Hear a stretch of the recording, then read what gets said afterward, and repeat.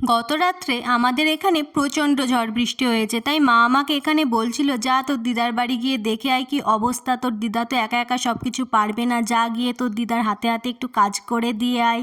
আর এদিকে আমি দিদার বাড়িতে এসে দেখি ততক্ষণে দিদার প্রায় সব কাজই হয়ে গেছে, আর দিদা এদিকে বাইরের সব জঙ্গলগুলো পরিষ্কার করছিল।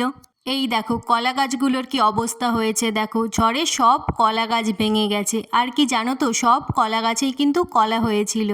এই ঝড়ের জন্য মানুষের ফসলের যে কত ক্ষতি হয়েছে সেটা আমরা যারা গ্রামে থাকি তারা খুব ভালো মতোই জানি।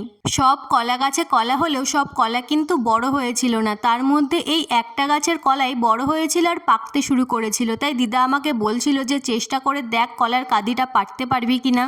তাই আমিও আমার সেই চেষ্টা শুরু করে দিই। আর দেখো গ্রামে জন্মগ্রহণ করেছি, আর গ্রামের মেয়ে হয়ে যদি এইটুকুই না পারি তাহলে আর কি পারলাম। এই যে এখন আমি ভিডিওতে এত বড় বড় কথা বলছি, কিন্তু এই এক কাঁদি কলা পাড়তে গিয়ে আমার যে কত কষ্ট হয়েছে সেটা একমাত্র আমিই জানি।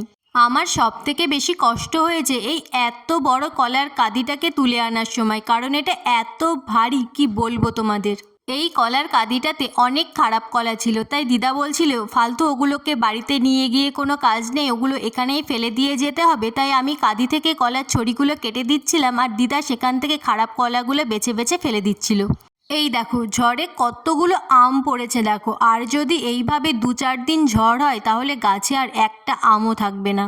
এত আম আর এত কলা যে কারা খাবে সেটাই আমরা ভাবছিলাম, কারণ আমাদের পক্ষে তো এত কিছু খাওয়া সম্ভব নয়। তাই তোমরা যদি কেউ নিতে চাও তাহলে আমাকে অবশ্যই কমেন্ট করে জানিও।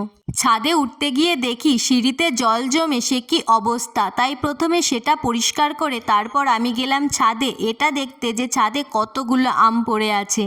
দেখলাম অনেক আমই পড়ে আছে, তার মধ্যে থেকে বড় বড়গুলোই বেছে নিলাম, সবগুলো আর নিলাম না। এত আম নিয়ে কি আর হবে, এখনকার আমের আচার খেতেও অতটা ভালো লাগে না যে আচার করে রাখবে। আজকে তো অনেক বকবক করে ফেলেছি, আর বেশি বকবক করলে তোমাদের আর ভিডিওটা দেখতে ভালো লাগবে না। তো আজ তবে আসি, টাটা।